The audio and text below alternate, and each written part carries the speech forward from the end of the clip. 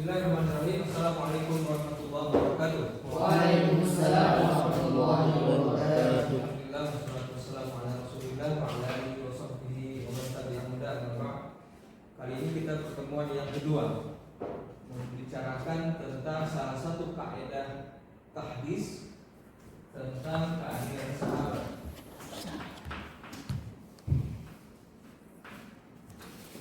Adalah sahabat.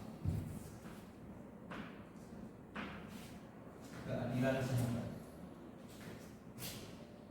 Keadilan sahabat ini penting kita kaji karena berbicara tentang kualitas atau kemampuan atau otoritas seorang sahabat Nabi di dalam menerima sebuah hadis. Karena semua hadis yang kita baca itu harus diterima sahabat dulu. Harus diterima sahabat dulu, dari Nabi kepada sahabat, baru kepada yang lain, kepada tabi'in. Tidak ada hadis yang melampaui sahabat. Maksudnya tidak ada hadis yang tabi'in yang menerima dari Nabi tanpa adanya sahabat Nabi. Tidak ada. Harus melalui jendela atau pintu sahabat Nabi. Dari mereka lah sampai kepada kita. Dari mulai Nabi kepada sahabat, kepada tabi'in sampai kepada kita yang bisa membaca hadis dalam kitab Kutubus Sittah atau Kutubus Tis'ah. Nah, untuk bisa menerima sebuah hadis sebagai hadis sahih, kita lakukan kritik sanad. Dalam kritik sanad itu kita membicarakan siapa figur yang ada pada tabaqah atau level sahabat. Seperti Abu Bakar, Umar, Utsman dan seterusnya sampai kunal awalun. Tapi ada sahabat-sahabat yang mungkin kita baru kenal. Dalam kritik sanad kita akan menelusuri siapa nama mereka, tahun wafatnya kapan, kemudian siapa guru dan muridnya, dan apakah perlu melakukan uji kualitas sahabat. Jikalau perlu, berarti kita butuh sebuah kaidah yang belakangan dirumuskan oleh para ulama sebagai kaidah yang berbunyi as-sahabatu kulluhum udulun.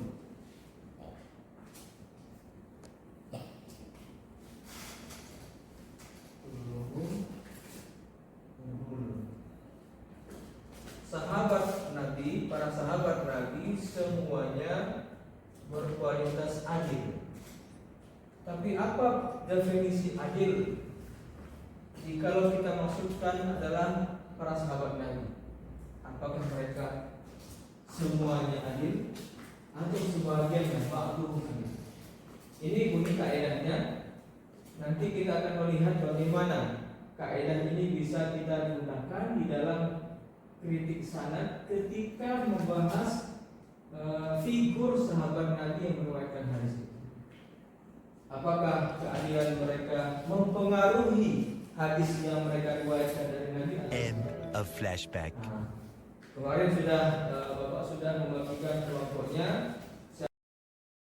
untuk review jurnal minggu depan yang judulnya adalah kaidah sahabatul kulluhum udul. Bisa juga ditulis ya, sama saja nanti nama-namanya ini. Kelompok pertama adalah Yusril Adiat Marwis, Muhammad Zulfadli, dan sastrawan. Untuk makalah kedua tentang sanad al-isnadu minaddin, kalau al-isnad laqala man sya'a masya'a itu nanti akan dikerjakan oleh Zakaria Sirajuddin Mufid, Fatih Abrar Ihsan. Tentang kaidah berikutnya, tentang kaidah bahwa la yadurru tafarrudus sahabah, tidak mempengaruhi kesahihan sahabat, tidak mempengaruhi kesahihan hadis tafarrudnya sahabat. Kaidah itu akan dibahas nantinya melalui review jurnal oleh Saiful Tsani, Temarzuki, dan T. Saiful Bahri. Itu saja barangkali pembagian, semoga bisa dikerjakan dengan baik. Dapat kita akan berjumpa kembali. Assalamualaikum warahmatullahi wabarakatuh. Waalaikumsalam warahmatullahi wabarakatuh. Dan kali ini kita akan membahas tentang satu kaidah yang berbunyi as-sahabatu kulluhum udul. Semua sahabat itu bersifat adil. Tugas yang Bapak sampaikan kemarin, yang sudah Bapak bagi kemarin adalah tentang mereview jurnal. Jadi kalian mencari jurnal yang ada hubungannya dengan keadilan sahabat, direview sedemikian rupa, nanti kemudian dipresentasikan. Nah, hari ini adalah presentasi pertama pada pertemuan kedua tentang kaidah keadilan sahabat. Ya, dipersilakan kepada pembekalan untuk menyampaikan hasil reviewnya. Nanti kita buka sesi tanya jawab diskusi kepada kawan-kawan yang lain supaya bisa memberikan nanti masukan atau pertanyaan atas review jurnal dari kelompok pertama ya, kelompok pertama karena ini adalah pertemuan yang kedua. Oke, dipersilakan, silakan. Baik, Assalamualaikum warahmatullahi wabarakatuh. Waalaikumsalam warahmatullahi wabarakatuh. Innalhamdulillah nahmaduhu wa nasta'inuhu wa nastaghfiruh. Na'udzu billahi min shururi anfusina wa min sayyiati a'malina. May yahdihillahu fala mudilla lahu wa may yudlil fala hadiya lahu. Amma ba'du. Baik, kami di sini ingin menyampaikan hasil telaah kami tentang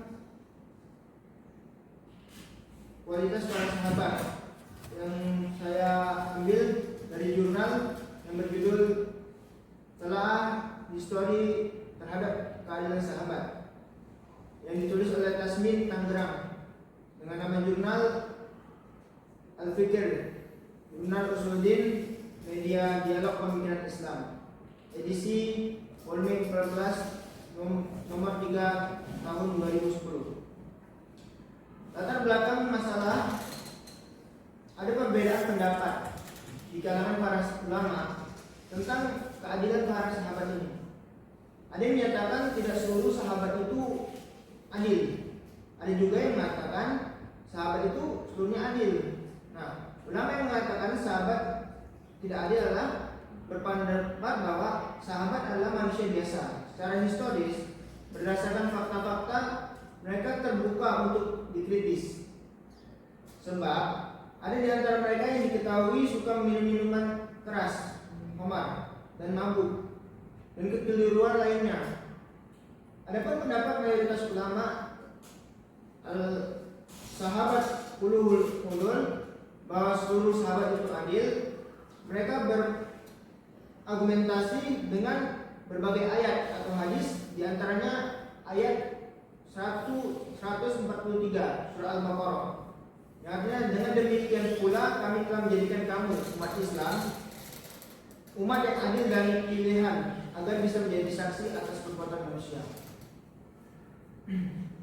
Tujuan penelitian ini untuk mengetahui bagaimana kontradiktif pendapat para ulama tentang sahabat berdasarkan tinjauan dari sejarah. Metode penelitian, data penelitian kualitatif, jenis penelitian library, research, studi pustaka, pendekatan sejarah dan teologi. Hasil penelitian itu perlu memahami ulang tentang konsep keadilan dalam periwayatan. Adil dalam periwayatan maksudnya adalah bersifat profesional dalam menyampaikan berita sesuai dengan fakta. Menyampaikan riwayat pun haruslah seseorang yang tidak termasuk pendusta atau orang yang tidak tertuduh berdusta dan cinta kepada kebenaran. Nah, kelebihan penelitian ini adalah artikel ini sangat terurai dalam menjelaskan perbedaan pendapat di kalangan para ulama tentang adalah as-sahabah. Penulis menjelaskan pemetaan dasar-dasar argumentasi kedua pendapat, mau yang berpendapat bahwa sahabat itu tidak seluruhnya adil, mau yang berpendapat bahwa seluruh sahabat itu adil. Baik, penulis juga menambahkan kaidah Al-Adilah Sahabah. As-Sahabah ulum ulul di al-riwayat, semua sahabat adil dalam riwayat hadis.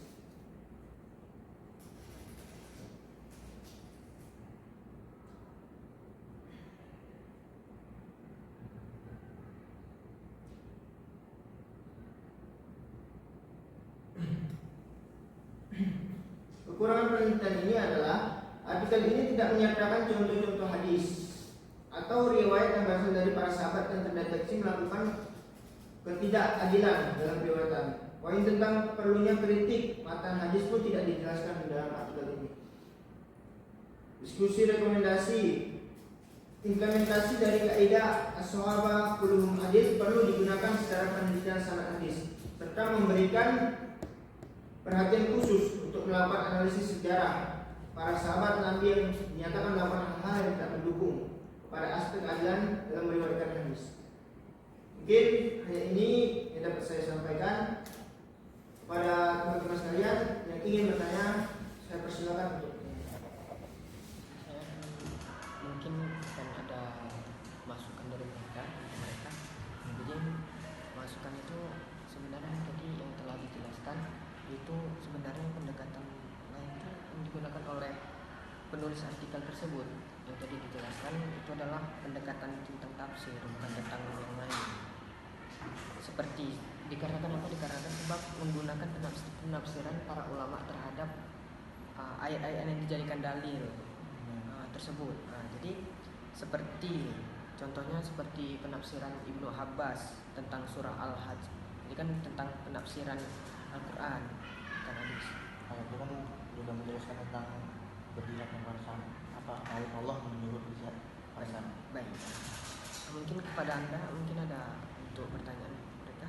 Saya tanya sedikit ada melihat di apa pemateri tidak menjelaskan apa contoh-contoh hadis atau riwayat yang menjelaskan tentang bagaimana tadi kekurangan dari para sahabat. penelitian tersebut. Baik, saya akan mengatakan beberapa pemakalan. Contoh-contoh dari itu tadi. Baik, saya akan bertanya kepada pemakalah.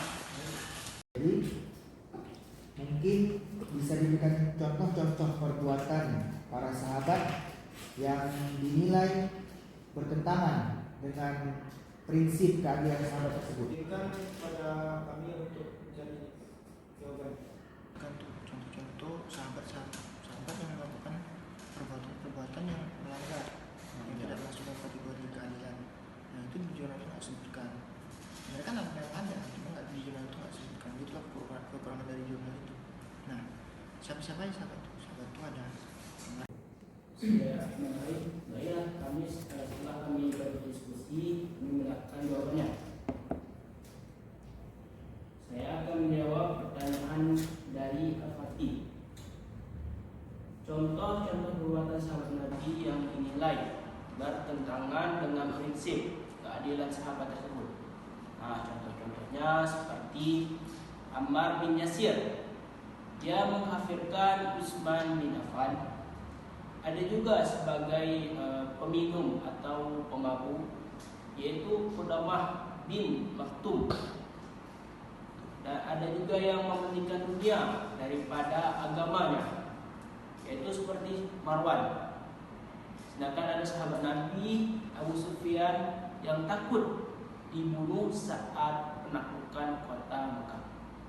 Nah, baik, apakah jawabannya sudah dimengerti? Baik, terima kasih kepada pemakalah sudah memberikan contoh sifat-sifat yang bertentangan pada sahabat ini. Baik, saya terima. Terima kasih. Di sini saya akan mungkin memberi masukan atau saran dari kami yang telah kami diskusikan untuk pemateri kami. Sebelumnya saya memberi ucap terima kasih kepada pemateri yang telah memaparkan materinya yang sangat bagus dan sangat detail. Akan tetapi dengan kekurangan tadi mungkin sudah dijawab. Di sini saya akan memberi masukan tentang penelitian tadi, yaitu sebenarnya pendekatan lain yang digunakan oleh penulis artikel tersebut itu adalah tentang penafsiran pendekatan penaksiran. Dikarenakan apa? Sebab menggunakan penaksiran-penaksiran para ulama terhadap ayat-ayat yang menjadikan dalil tentang keadilan sahabat tersebut. Jadi seperti penafsiran Ibnu Abbas yang diambil dari tentang surat Al-Hajj ayat 78. Baik, terima kasih. Mungkin hanya ini yang bisa saya presentasikan. Terima kasih pada para teman-teman sekalian yang telah memberikan masukan, karena memang kita ini manusia dan selalu memiliki kekurangan. Mungkin hanya ini yang dapat saya sampaikan. Bila kurangnya saya mohon maaf. Assalamualaikum warahmatullahi wabarakatuh. Waalaikumsalam. Kita berdoa kepada kita semuanya. Terima kasih kepada presentator dan kawan-kawan yang lain sudah memberikan masukan terhadap apa yang kita bahas hari ini. Sebetulnya ada bagian lain yang belum kita bahas pada kesempatan ini, yaitu tentang apa saja hadis-hadis yang bisa kita jadikan contoh bahwa hadis-hadis itu diriwayatkan oleh sahabat-sahabat yang bermasalah tadi. Nah, itu perlu nanti kita kembangkan lebih jauh lagi. Ada Walid bin Uqbah tadi, ada Ammar bin Yasir yang melakukan sebenarnya perlakuan mereka itu pun dalam batas-batas tertentu masih bisa ditolerir, ya. Masih bisa ditolerir. Tapi ada juga dari sekian sahabat yang melakukan tadi, boleh jadi seperti misalnya sahabat Nabi yang mabuk-mabuk itu. Boleh jadi pada saat itu belum diharamkan khamar. Jadi belum jatuh hukumnya haram khamar, karena kita tahu khamar itu dijelaskan di dalam Al-Quran. Pertama diperbolehkan kan, karena ada manfaatnya. Pertama, yang kedua, khamar itu dijauhkan ketika akan mau sholat. Ketika mau sholat jangan mabuk. Wala taqrabus sholata wa antum sukara. Jangan kalian dekati di waktu sholat, jangan kalian sholat dalam keadaan mabuk. Baru nanti setelah itu ada sesungguhnya Allah mengharamkan khamar. Boleh jadi yang mabuk itu mereka sebelum khamar diharamkan. Itu boleh jadi. Hal seperti itu kita perlu telusuri juga. Untuk lebih memperkuat kajian kita tentang keadilan sahabat atau as-sahabatu kulluhum udul. Sahabat itu sebenarnya semuanya adil atau tidak, atau sebagiannya saja yang adil atau tidak. Coba Anda lihat nanti lembar kerja berikut ini nanti supaya bisa dikerjakan pada pertemuan berikutnya. Kaidah tentang keadilan sahabat. Nanti kita lihat apa yang perlu kita lebih perdalami lagi dari kajian hari ini tentang adalatus sahabah atau as-sahabatu kulluhum udulun. Yang dimintakan di sini adalah supaya para mahasiswa bisa mampu dengan tepat menjelaskan latar belakang disusunnya kaidah as-sahabatu kulluhum udul, kemudian uraian maknanya seperti apa yang dimaksudkan dengan keadilan, apa yang dimaksudkan dengan sahabat, apa pula yang dimaksudkan dengan keadilan sahabat. Apakah keadilan sahabat itu sama saja dengan keadilan para periwayat hadis lainnya, dan bagaimana nanti menerapkan kaidah as-sahabatu kulluhum udulun di dalam kritik sanad. Dalam kegiatan takhrij hadis ada kita mengenal kritik sanad, kritik matan. Pada bagian kritik sanad kita harus menjelaskan tentang figur sahabat nabinya dan bagaimana menerapkan kaidah ini di dalam kritik sanad terhadap rawi hadis yang ada pada level sahabat nabi. Ya, tadi sudah dijelaskan. Pertama, menjelaskan latar belakang, penyusunan kaidah, makna kaidah, dan menerapkan kaidah adalah sahabat atau as-sahabatu kulluhum udulun. Tujuannya untuk menemukan latar belakang perumusan kaidah as-sahabatu kulluhum udul, kemudian maknanya seperti apa dan menerapkan kaidah itu seperti apa. Nanti bisa kalian baca PPT ini. Kemudian tonton video yang akan disampaikan di akhir slide presentasi ini dan buat kertas kerja.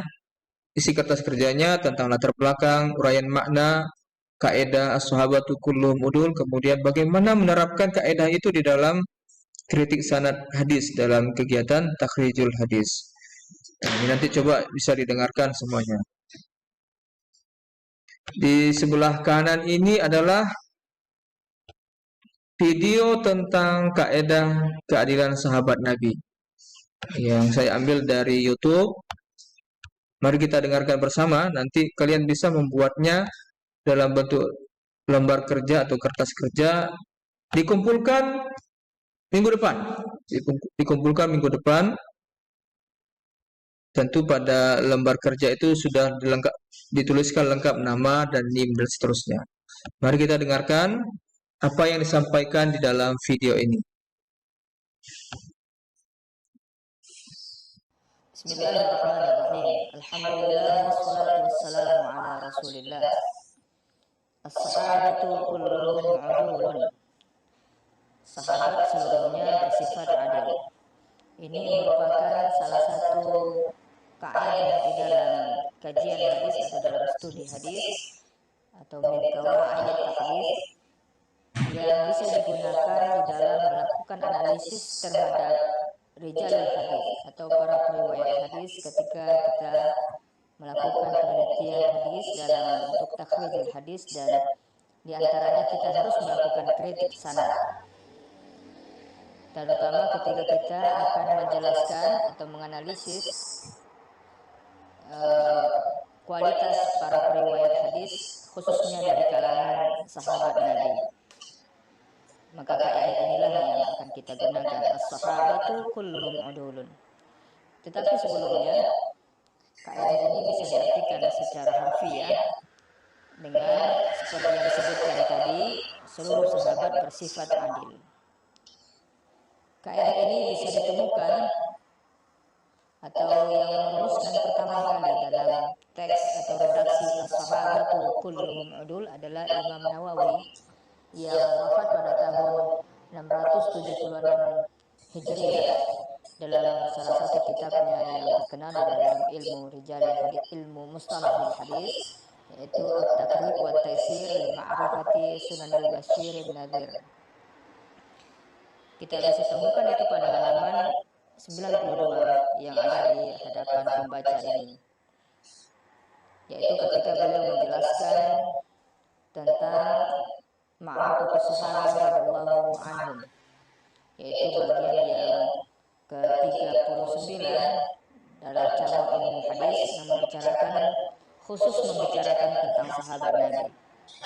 Setelah beliau menjelaskan tentang apa itu sahabat, siapa yang dimaksudkan dengan sahabat, dan beliau juga sebelumnya menjelaskan beberapa kitab biografi periwayat hadis dari kalangan, khusus dari kalangan sahabat, seperti yang pernah dituliskan oleh Ibnu Abdillah Al-Qurtubi yang berjudul Al-Isti'ab fi Ma'rifatil Ashab. Kemudian ada kitab Ibnul Athir yang berjudul Usdul Ghalib fi Ma'rifatis Sahabat, dan tentu saja ada sebuah kitab lagi yang belakangan disusun oleh Ibnu Hajar Al-Asqalani yang diberi judul Al-Isabah fi Tamyiz Sahabat.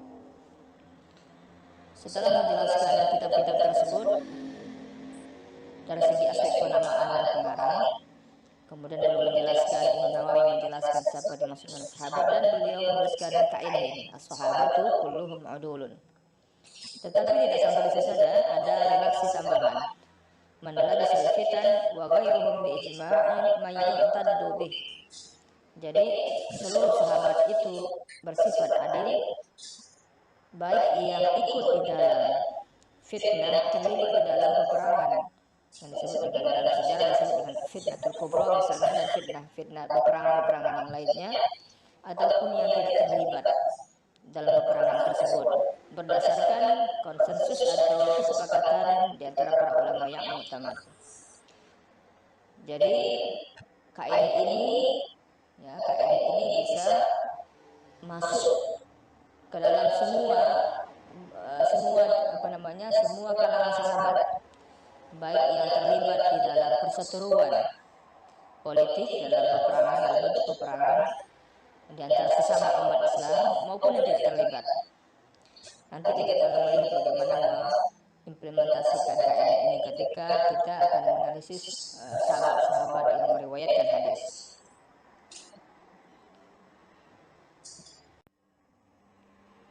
Kaidah yang sebelumnya itu sebenarnya terinspirasi dari yang ditulis oleh pendahulu beliau, pendahulu Imam Nawawi, yaitu Ibnu Abdul Bar, ketika menulis pada saat menuliskan mukaddimah pada bagian kitabnya yang diberi judul Al-Isti'ab tadi. Pada bagian mukaddimahnya beliau menuliskan bahwa ketika kita wa nahnu in kana as-sahabah radhiyallahu anhum, jadi di sini ada penjelasan yang diberi tanda kurung warna kuning itu.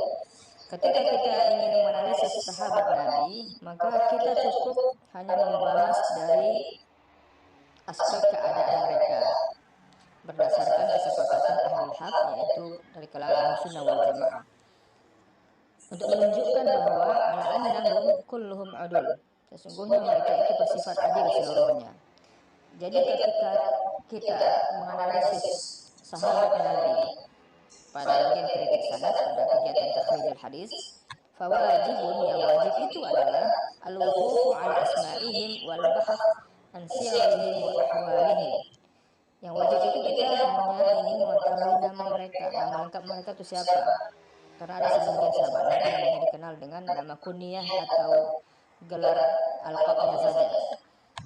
Maka dalam mengkaji sahabat Nabi itu kita bisa mengetahui nama lengkapnya siapa. Wal kehadapan Muawiyah, setiap kali dipanggil Muawiyah dalam keadaan makan dan tidak langsung merespon atau menyambuti permintaan panggilan Nabi, sehingga keluar hadis dalam Sahih Muslim dan di takhrij atau diriwayatkan juga dalam Syiar A'lam Balagh, ungkapan Nabi la asba'allahu batnah, Allah la asba'allahu batnah, semoga Tuhan tidak mengenyangkan perut Muawiyah bin Sufyan. Atau kasus Imam Ali ketika dibangunkan setelah menikah dengan putri Rasulullah Fatimah Az-Zahra, Nabi membangunkan Imam Ali dan keluarganya, lalu direspon oleh Imam Ali.